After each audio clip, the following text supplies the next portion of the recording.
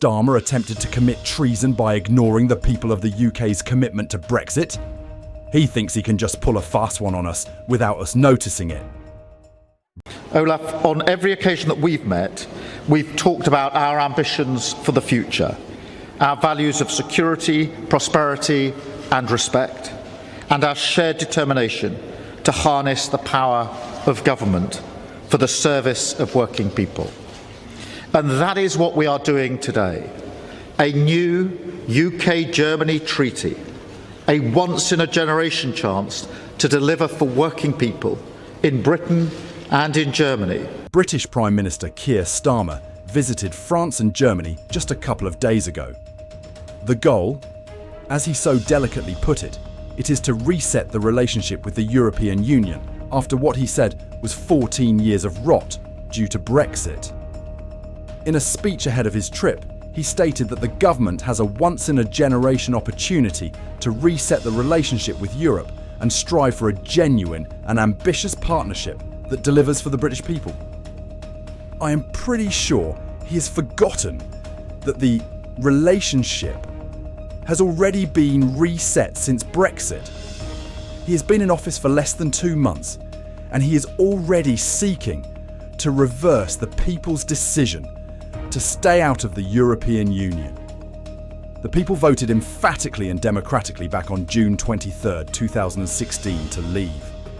And he thinks that he can just ignore all of that. Many are appalled by his decision.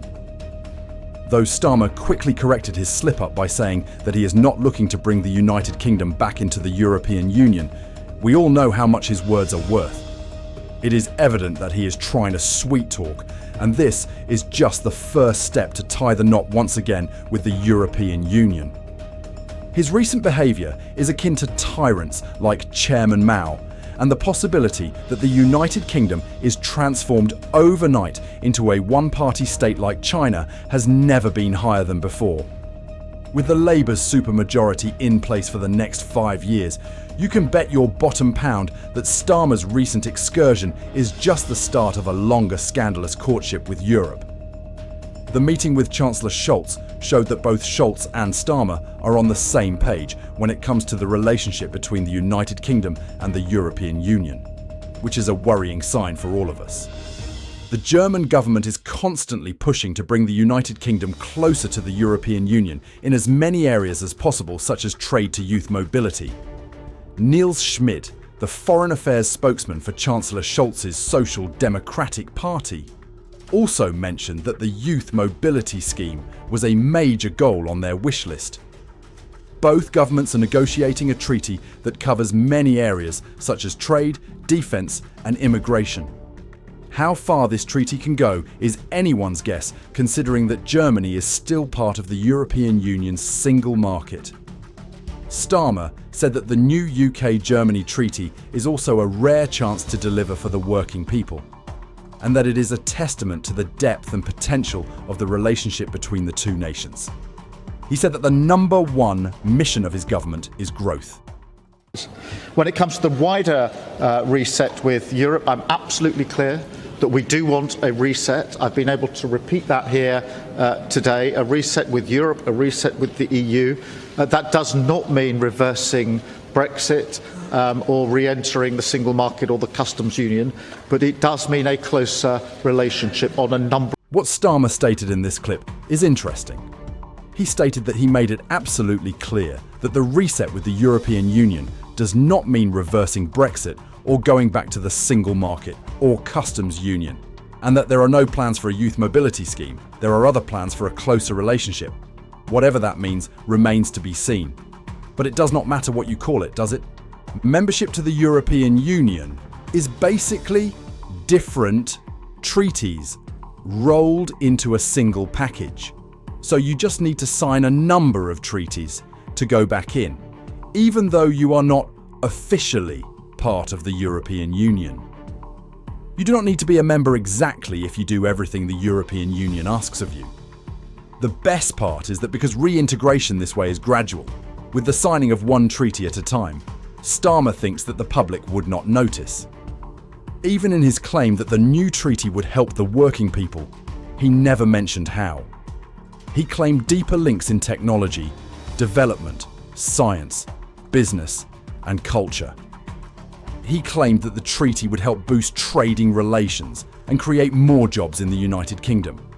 But many governments have tried and failed to tie what they do abroad with what they do at home. It is unclear what and how he aims to improve relations with the European Union within the constraints of Brexit rules, unless he throws all of that out of the window. Remember, any significant changes are not something Berlin has a say in. It has to be brought up in Brussels, and who knows what they will demand. Starmer has been working hard to reset relations with our European neighbours since he took office. At this point, we do not know what our beautiful country has to give up to get the closer collaboration that Starmer wants. While the treaty that is expected to take effect early next year is limited in scope in the sense that it is purely bilateral and on defence, a framework could develop. Starmer is just testing the water to see how the public will react. Everyone. There are already bilateral defence treaties with France. He said that he is not considering rejoining the customs union or the single market now, but that is very much the direction he is heading. Though, as far as domestic politics is concerned, it is just a matter of boiling the frog slowly. The fact that Germany wants youth mobility as part of a future treaty and that Starmer is hesitant to commit to it is interesting. At the very least, Starmer is conscious of our stance on the matter back at home. We can at least breathe a sigh of relief at this development. But that does not mean we can afford to be complacent. But this is not the end of the world, my friends, because Starmer seems to also have forgotten something else in his grand scheme. Nigel Farage is very much still in the game, and his party is growing and becoming more and more organised by the day. He will prove to be a thorn in Starmer's side than he thinks. To this day, Nigel Farage is still one of the most influential political figures that the country has seen. Let us not forget that he was the one to champion our freedom and liberate us from the European Union. Starmer is working hard to undo his work, but Nigel is working harder. He and his party will hold Starmer and his gang of crooks accountable for any acts of treason against the good citizens of the United Kingdom. Starmer thinks he is safe and can do as he pleases just because there is little scrutiny from the Conservative Party, which is undergoing a leadership shake-up. When that is over, you can expect to see a strong and robust opposition under a new face that will challenge Starmer. If that new face happens to be Kenny Badenoch, he will be in a world of pain because his performance at the dispatch box is one of the best the public has ever seen since Margaret Thatcher herself. And I firmly believe that he will surgically dismantle any Brexit betrayal that Starmer is cooking up on live television. Most importantly, Starmer seems to think that he can just ignore our firm decision to cut ties with the European Union. When we voted to leave, we expected the Prime Minister, regardless of which party, to respect our decisions. Instead, Starmer thinks he can just go behind our backs and start having a love affair with the European Union again. Sure, he said that his visits are not meant to bring the United Kingdom back into the fold, but words are cheap and we can all see what he is doing. It is shameful that what he is doing right now, all of these agreements and integrations amount to rejoining the European Union through the back door. It is akin to breaking up with your toxic partner only to crawl back to them a few months later. It is a shameful display and reflects poorly on our great nation as a whole. If Starmer and his Labour Party commit Brexit treason, the people of this country will make sure that his political career is ruined. We will reaffirm our commitment when the time comes, and he will respect the people's wishes. If he thinks he can do as he pleases, we will simply vote for someone who has our best interests in mind, and there are many willing to put our country first.